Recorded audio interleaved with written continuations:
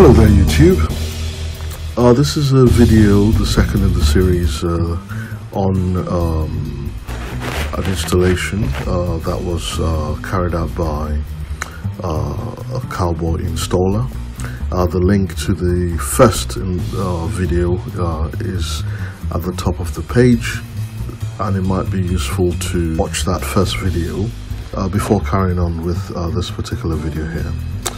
Anyway, this is installation, as I had said in the previous video, was commissioned by a gentleman who 4 months ago, and it was a very bad quality installation. We will start with the solar panels because there's so many aspects to this installation. We'll start with the solar panels, which are thankfully of good quality, so that's at least a saving grace there. But the mounting is terrible. It's on square iron pipes and sort of mounted to the roof in such a way as to overhang or protrude past the roof. The panels themselves are bolted properly to the railings, but the railings themselves are not bolted properly to the roof beams. There's a lot of binding wire, which if you look very closely at the pictures, you may be able to see the binding wires that are used to hold the railings down. Obviously there's an overhang past the roof, which in itself may not be a problem until you start having high winds, you know, causing undue stresses on the array as they're installed on the roof. Plus the fact that they're aesthetically very ugly, as you can see for yourself. In terms of the configuration of the panels, there are 30 panels. It's a 9 kilowatt array, 30 panels of 300 watts each, and they have basically connected them in pairs in series. And 15 pairs are then connected on the roof in parallel. Yes, I'll say that again. 15 pairs are connected on the roof in parallel, and all 30 panels were brought down to the powerhouse in a single string. 30 panel array, 9 kilowatt array, one single string brought down from the roof to the powerhouse. In addition, all the cabling used throughout this video, there's not a single solar cable in sight. They're all the kind of cables you would use with AC electricity to wire your house. But as I say, it's good quality panels.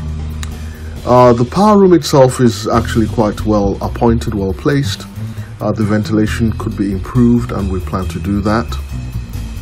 But it's right adjacent to the guardhouse in the front of the property. And in the power room, what we found was that all 9 kilowatts brought down in one single string with non-solar cabling was connected to one single charge controller, which looks like an Outback from afar. And having looked through the Outback literature, you can see that the maximum 9 kilowatts is just absolutely outrageous. You can see through the Outback literature that the maximum power in terms of array size, even at 60 volts VDC, is 5,000 watts for an 80 amp controller. So there's one single, and if we take a closer look at that charge controller there, what we find is that not only is it carrying 9,000 watts, it's also a cheap Frank Pusson Outback imitation of 60 amps. So you know, it's carrying 9,000 watts array, and I think this is a switch.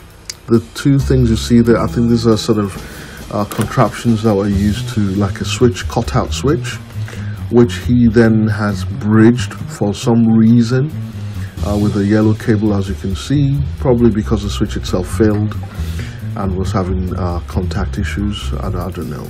Well, that's the Frank Pusson, and you can see it's connected using, you know, very stiff, rigid, non-solar, non-DC grid cables. The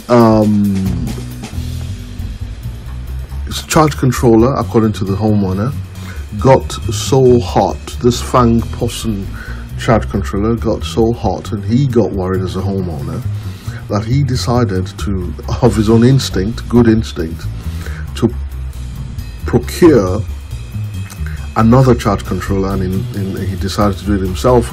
And this time he bought a genuine Outback FM80 charge controller. So he had that charge controller installed to split the load, and I think that has solved the overheating problems of the charge controller, because now they are now both carrying 4,500 watt array each. The charge controller, the new Outback, was connected. We're not sure because we haven't taken the panels off, but we think that they've basically split the singular string wires coming down from the roof into two, so that it's possible that these two charge controllers are controlling the same array.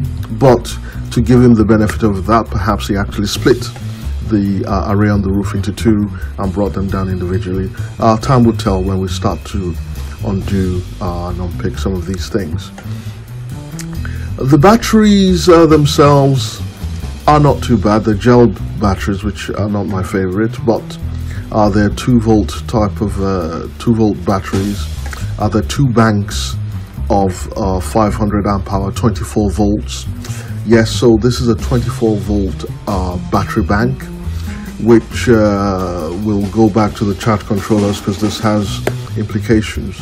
And as you can see, the batteries came with proper cabling in grey, but they have then decided to use their own black rigid grid cables to connect the charge controllers and inverters to the battery banks, and that's what you see there. Yes, you can see the batteries are 500 amp hour 2-volt batteries, and they've got 2 banks of 24 volts. Moving on to the inverters, cheap Chinese inverters, Ames imitation inverters, very cheap Chinese inverters. They are 5 kilowatts each at 24 volts. I repeat, they are 5 kilowatts each at 24 volts, which means that, let's first of all take the 24 volts. It means that even with an Outback 80 amp, the maximum array you should connect is 2,000 watts. And to think that this installer had initially connected 9,000, I mean, you can see that for yourself. 24 volt battery bank is 2,000 watts for 80 amps or 1,600 for 60 amps. And he's actually connected 5 times the array size to this cheap fake Fang Possen 60 amp charge controller. 5.6 times the recommended array size. Incredible. Anyway, back to the inverters. They're 5,000 watts at 24 volts, which means you can expect amperages of up to 23 AC amps, and you can see the kind of cabling that was used to supply electricity to the house. Very thin 2.5 millimeter grid cables, and this is supposed to cater for 23 amps continuous and double that in terms of surge. Just completely dangerous stuff. A little wire was used to connect to the consumer box there to supply the guardhouse, and you can see that this, I'll just let this speak for itself. The kind of wiring to connect the inverters to the main armored cable supplying the house from the power room. You can see the exposed. Anyway, let's move on to earthing. What earthing? Who needs earthing? In the powerhouse and in the main house, there is no grounding. There's no earth. This whole premises has no earth at all whatsoever. You can see we've tested multiple sockets in the house, in the power room, and there's in the power room, and there's absolutely no grounding at all. There is no presence of earthing or arrestor. The output power is not stable. That is why it's blinking. Well, this is the room. This is the room, so you can have an idea. This is the wire I was telling you about. This is the armored cable. That's the armored cable. And these are the wires that bring the inverter light. See, very thin. You can see them. Very thin. And these are the wires to the inverter. These are the wires to the inverter. This is the DB box for the guard house and all that. And that's the rating, as you can see, of the inverter, and that of the batteries.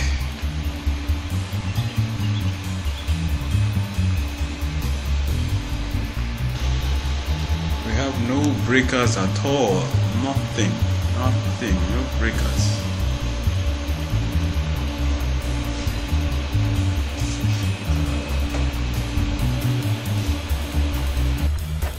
So in terms of our fix, we have done the survey and we have proposed a series of things to fix this situation.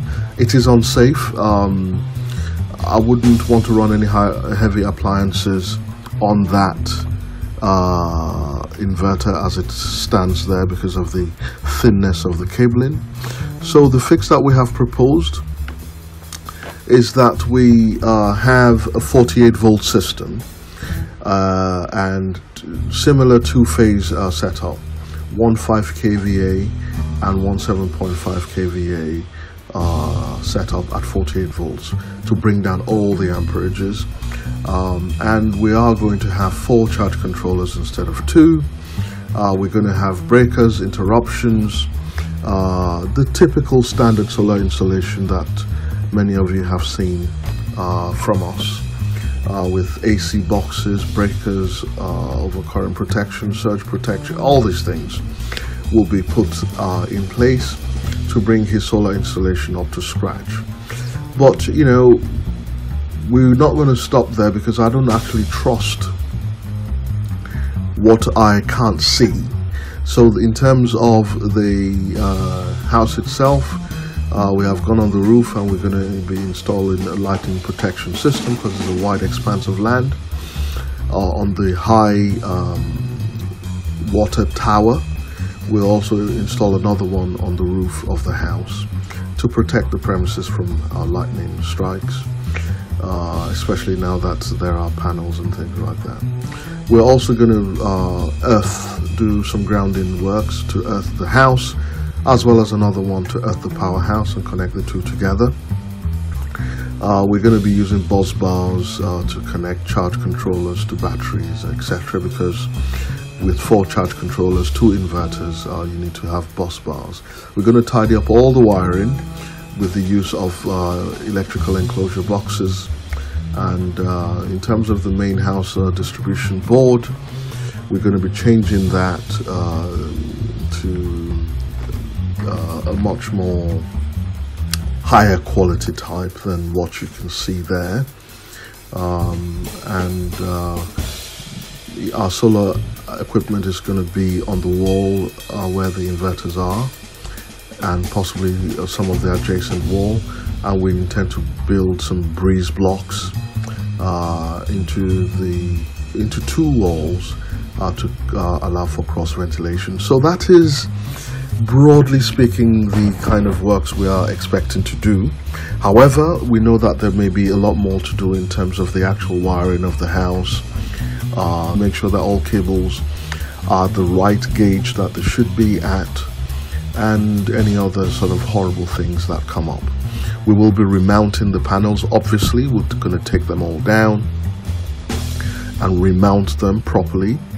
You'll see some of those fixes in the next video that we'll be posting once they have been completed. Okay then, YouTube, thank you for listening. Please subscribe and watch out for the next videos.